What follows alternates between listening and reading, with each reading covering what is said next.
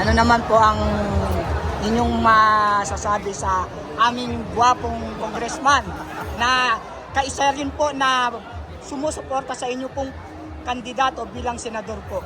Well, sana masuportahan yung pag-ako sa kababayan dyan sa Alon District kasi ito'y ipagdido ko sa pinipilaban at sigurado ako na ito'y magtatrabaho ito'y tumakbo para murako tumakbo ito para magservisyo.